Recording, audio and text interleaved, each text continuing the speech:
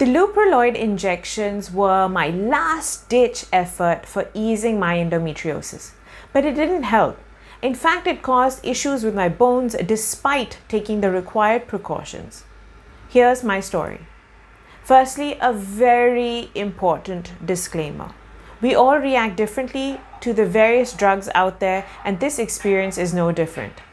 I have quite a few health issues other than endometriosis, such as Ehlers-Danlos syndrome, adenomyosis, mast cell activation syndrome, and painful bladder syndrome, to name a few. Therefore, this experience of mine is mine alone. I am just sharing what I've experienced. Now, what is the Leuprolide injection, and why is it given for endometriosis? Before I dive into details, let's begin with a quick explanation from MedlinePlus about what the Leuprolide injection is about. I quote, "Leuprolide injection is in a class of medications called gonadotropin-releasing hormone, GnRH, agonists. It works by decreasing the amount of certain hormones in the body," unquote. I have no idea why I put myself through such pronunciations. Okay, so these injections are either given once a month for 4 to 6 months, or they're given once every 3 months. This is based on the milligrams given. So for example, I was given the 3.75 milligram dosage, therefore I had it once a month. The once in every 3 month dosage is usually 11.25 milligrams. The idea is that these injections help to manage endometriosis and its symptoms. Please remember that this is a form of treatment, not a cure. It's supposed to improve your quality of life by suppressing the hormones that encourage the growth of endometriosis, which also means that you should not be getting your period while on this course of injections. You should not, ideally. This then means you should experience relief from pain, and even once you're done with your 6-month course, you should feel an improvement in symptoms for a further 6 to 12 months. That's what I meant by improving your quality of life. Oh, speaking of quality of life, you may find my blog post and video on Can Endometriosis Kill You quite interesting. You can find the link of that in the description box below. Now back onto the topic. On the face of it, this sounds like a great injection, but how does it really feel to be on it? My experience with the Leuprolide injection is what I'm wanting to share.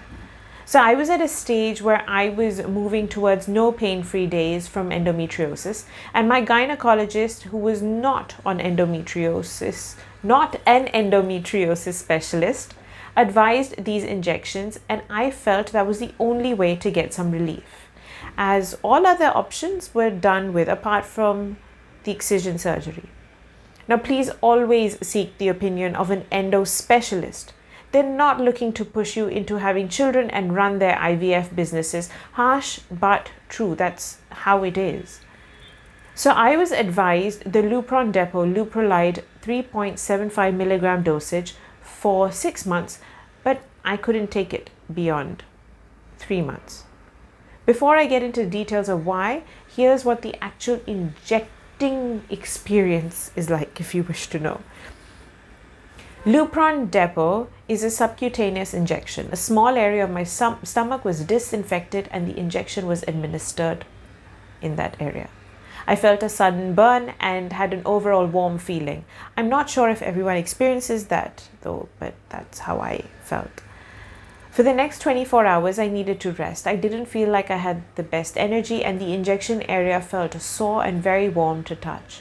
The redness spread 1 inch all around from the site of the injection. This took 4 to 5 days to reduce and eventually disappear. Throughout the 3 months I was on Lupron depot, I had breakthrough bleeding just once. I bled like a tap. This lasted 3 days, and after that it never happened again. Unfortunately, we don't know why this happened, but apparently it can happen quite randomly, even while you're on the injection. So for someone who is usually prepared for her periods, this was quite a shock. And thankfully, I was at home at the time. Other than experiencing nausea and regular lightheadedness, I experienced the worst ever hot flushes and considerable amounts of sweating. The coolest setting on the air conditioner could not save me. Now, one of the worst and most long-term side effects was joint pain. Eventually, I got osteopenia all over my body and osteoporosis in my hips and lower back. This is something I haven't been able to reverse despite being on supplements, while being on the injections and post the injections as well. I have written about my osteoporosis in a blog post, which I will link again in the description box. Okay, so that was the reason for not continuing on with the remaining 3 months. The extreme hot flushes and the ever increasing pain in my bones. It didn't seem worth it. A further 3 months later, my periods came back, and so did all the pain and symptoms associated with endometriosis. For me, the Leuprolide injections were a massive failure. I ended up worse off. Unfortunately, the many women I've come across who have been on this treatment plan have had similar experiences to mine and have been very discouraging to those who have been suggested these injections. Again, we all react differently to different treatments, and this could be down to various factors. So for some, this injection could prove to be beneficial, but I would just advise one thing. If you are planning on starting this course of injections, I'd suggest that you have a bone density test done to know where you stand with the health of your bones. Otherwise, you could do more damage in the long run. Because, just to end with one last point today, as I look to treat my adenomyosis, the options laid in front of me could cause bone thinning. But as I already have osteopenia and osteoporosis, I am unable to try out any of these options, and that then, which would hopefully reduce my adeno pain, but I don't have those options and I'm stuck. So on that note, I end here.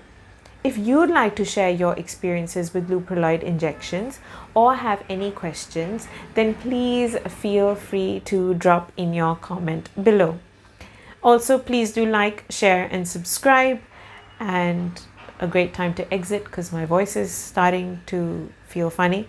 But thank you so much for watching and have a very good day. Thank you. Bye-bye.